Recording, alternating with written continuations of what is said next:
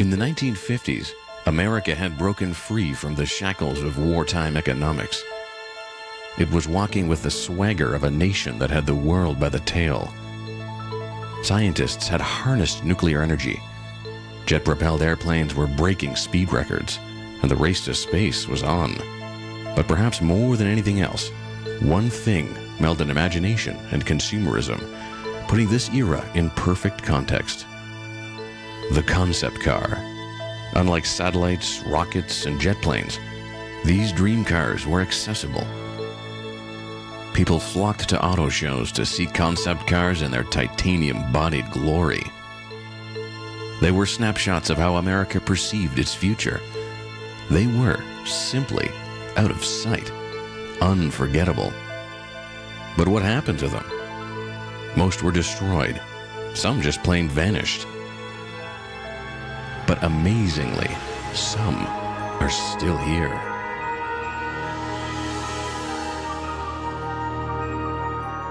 This one is a 4-seat car, can transport a family. It has a gas turbine engine. Was just simply amazing to the public. This car was designed to show off for Ghia. When you look at this car from a distance, it's low. It's got this wonderful sculptural quality. It's absolutely a beautiful car. It just looks right from every angle. Reintroducing the 1956 GM Firebird 2 and the 1953 Cadillac Series 62 Coupe by Ghia.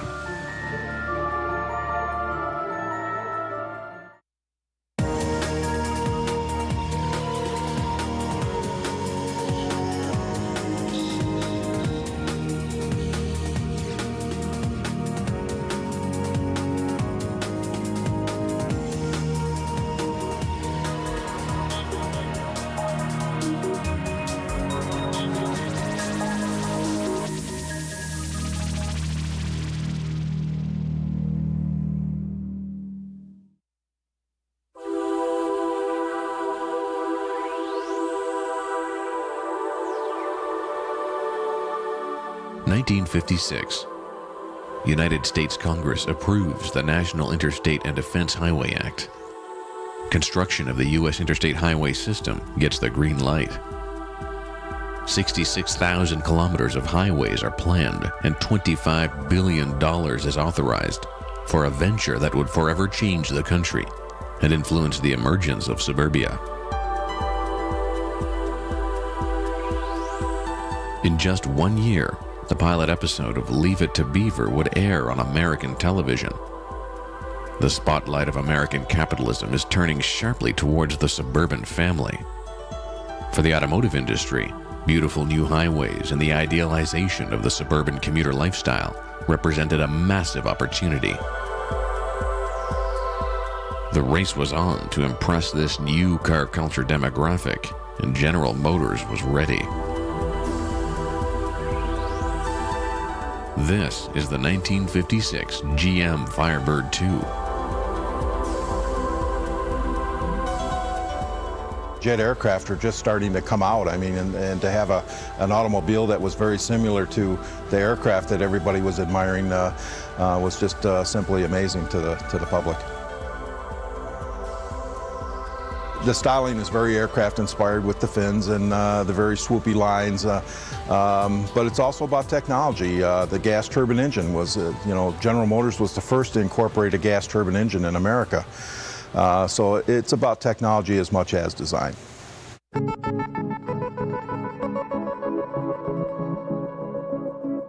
Just a few years earlier, GM had released the Firebird 1, an incredible turbine-powered single-seat jet plane on wheels. The Firebird 2 was the follow-up. It had some similarities, but turbine power for the whole family? That was different. To make it practical for production, it has to be multiple seats. So this one is a 4-seat car, can transport a family. These cars test the boundaries of new ideas. It has a gas turbine engine. As you can see, it's pretty much a bubble top car, has almost 360 degrees of uninterrupted vision. Firebird 1 has a tendency to have such hot exhaust coming out that you'd have to be careful walking out behind it. Firebird 2, the exhaust comes out through the upper rear deck, which alleviates that potential for a burn. While safer than in the back, still 1,650 degrees of hot air comes out of this exhaust port.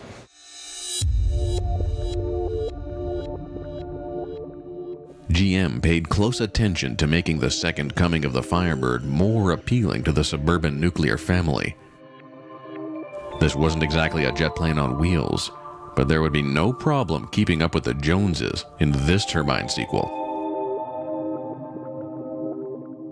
The gas turbine engine is, if you look at it as a windmill, wind blows a windmill, makes it spin. Well, on a gas turbine, hot gases blow against the turbine, which is the windmill, and make it spin. That power is then transmitted by a shaft to the transmission, which makes the car go.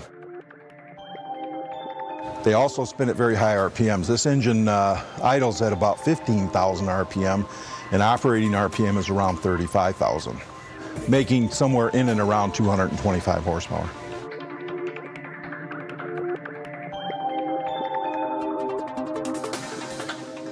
In order to hit the mark with this car, GM had to find the perfect balance between family-friendly and space-age cool. This is a family car, but there's nothing conservative about its design.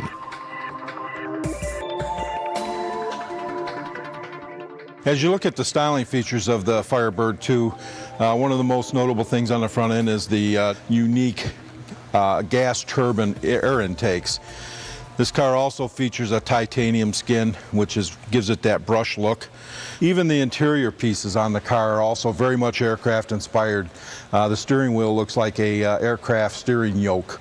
Has the push buttons on it as if you would have guns in the front that you could fire. Moving further back, you can see the fuel pods on the side. These are reminiscent of fuel pods that you would see on jet aircraft of the day. It's a 3-fin design with a dorsal fin in the middle, which further solidifies the nature of the jet aircraft design of the car. At the very tail of the car, you can see a tail light, which reflects off of a shiny surface, which gives the illusion of jet aircraft exhaust. The 1956 GM Firebird 2 captured the imagination of a nation. But this concept car had one more trick up its sleeve. It held a secret. A new technology that would truly set it apart.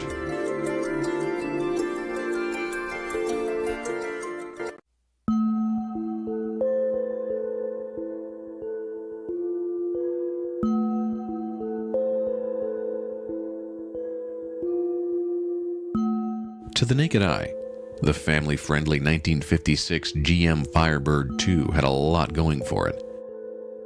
But beyond its ultra-modern titanium shell, this concept car contained something truly visionary. When it was time to load up the family for a good old-fashioned Sunday drive, you didn't take this concept car cruising, it took you cruising.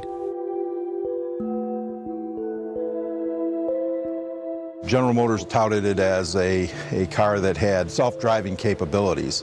It'd follow a wire in the road, so they used to do a commercial in the early days called Highway of Tomorrow, and it would be similar to an aircraft controller where you would ask permission to get on the expressway.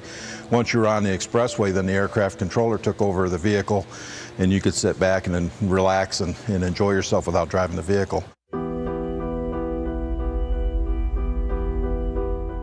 In the 1950s, catering to the budding suburban demographic was all about convenience.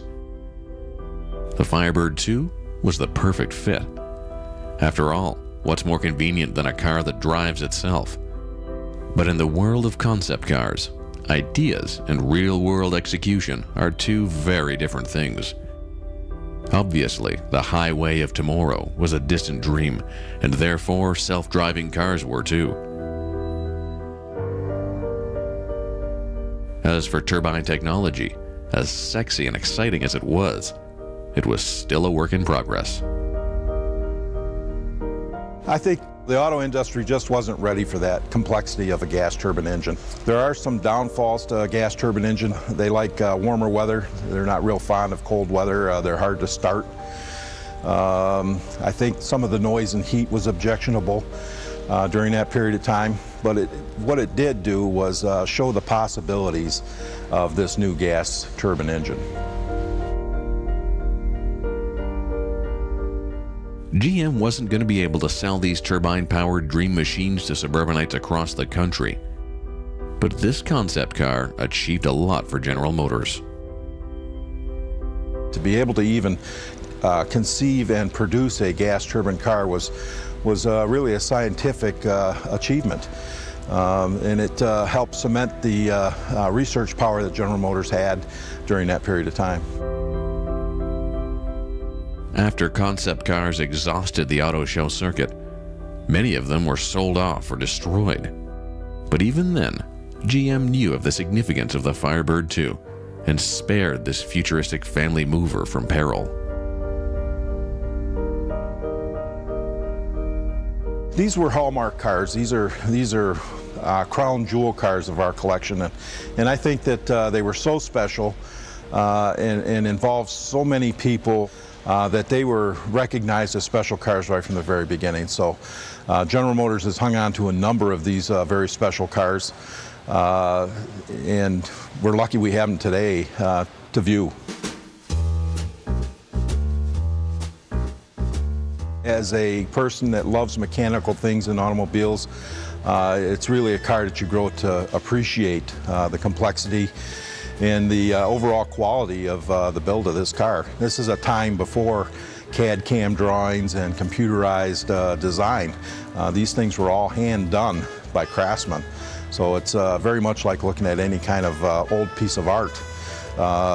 And that's what they are today. It's a form of art.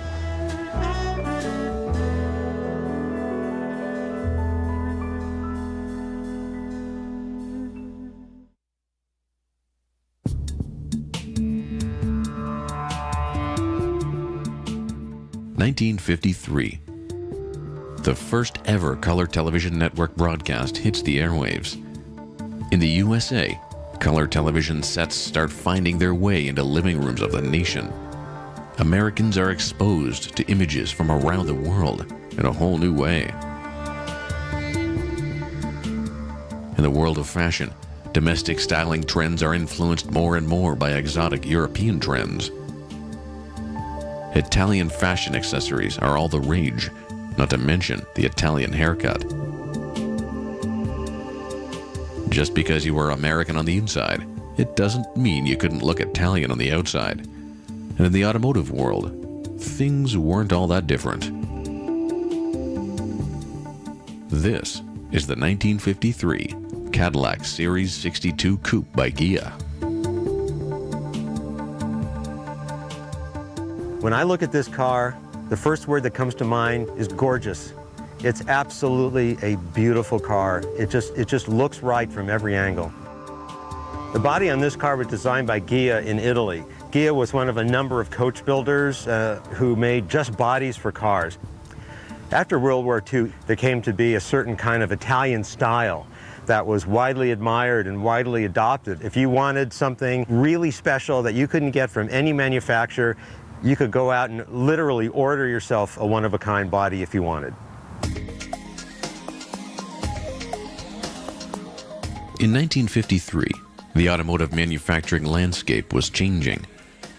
There was no shortage of coach building talent in Italy. But with mass production on the rise, the need for handmade bodywork was becoming marginalized. Coach builders like Ghia needed to market their talents. This car was designed to show off for Ghia. Back in the day, coach builders didn't really have a lot to do anymore because car manufacturers were building cars that were complete. But there was a lot of talent left over from even the days of the horse-drawn carriage. And there are a lot of people that knew how to build bodies, they knew how to shape metal. Here you have something that is hammered out by individuals. It may be crisp and it may have nice sharp lines, but it still has an organic feel. It still feels real. and it looks real. So you want to interact with it. You want to get in it. You want to have an experience with this car. You want to get in this sculpture and drive it around.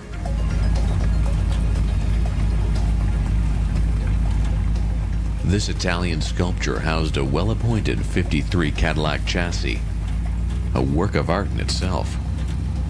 But this car was a lot more about the outside than it was about the inside.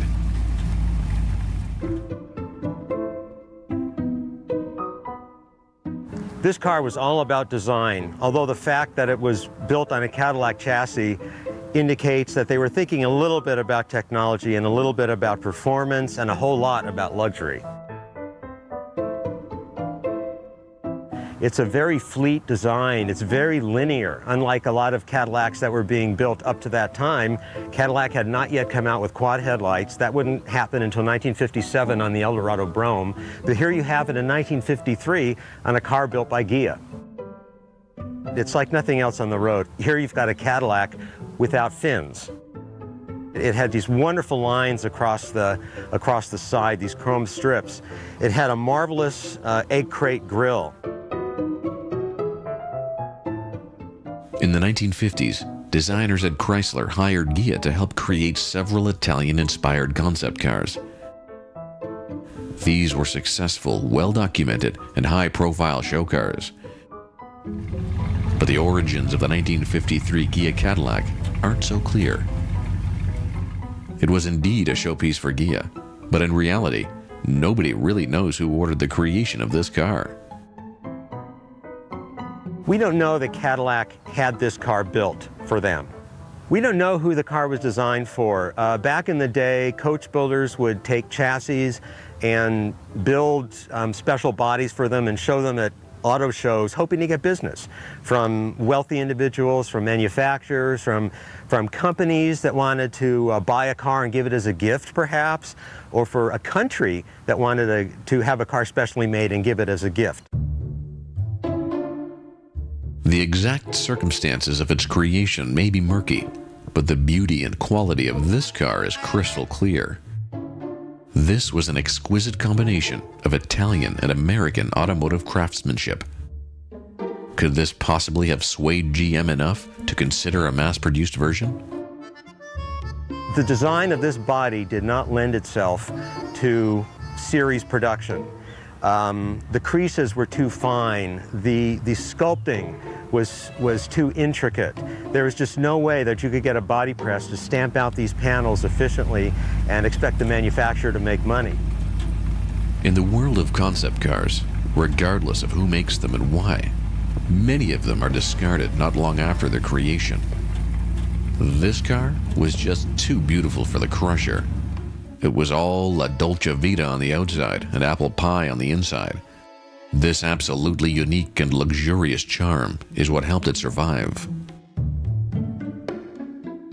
A lot of the vehicles that Italian coach builders built upon chassis were really viable vehicles.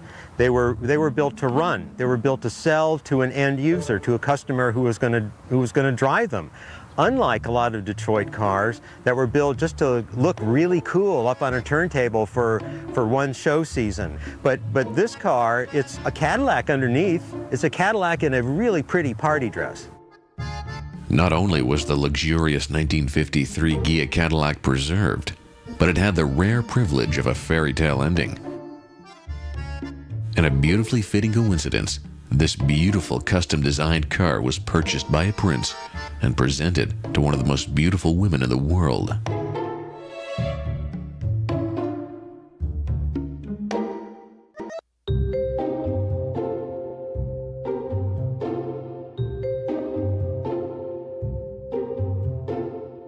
This 1953 custom-built Cadillac was a beautiful showpiece for Italian coach builder Ghia. But this luxurious car's story didn't end with the completion of the auto show circuit. Instead of the junkyard, this concept car ended up in a fairy tale.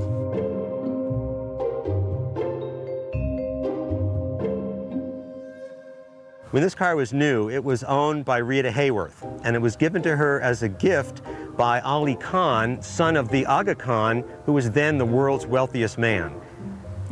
We don't know when Prince Ali Khan first became aware of this car, and we don't know when he bought it. But we do know that he bought it for Rita Hayworth, the very famous actress. I think some people consider her the most beautiful woman of her time, which is only right that she would marry the son of the wealthiest man in the world. So it was an appropriate pairing. We don't know if he saw it at an auto show and said, oh, I've got to have it, and then went to see the Ghia representative or the Cadillac representative. But cars like this, when they were built, people didn't sneak them home at night and hide them in garages. They paraded them. They got them out on the show circuit, so an awful lot of people could see them and admire them. But you have to admit, it's an appropriate car. This car probably would have set them back $15,000, $18,000, maybe even $20,000, which in 1953 was a couple of houses. Unique, custom-built concept cars owned by the world's elite often live the same pampered lives as their owners. But the 1953 Cadillac by Ghia wasn't so lucky. This fairy tale ending wasn't meant to last. Rita Hayworth owned this car, we believe, for only about 5 or 6 years. It then ended up on the second-hand market and was actually seen in Los Angeles later in the 50s, painted white.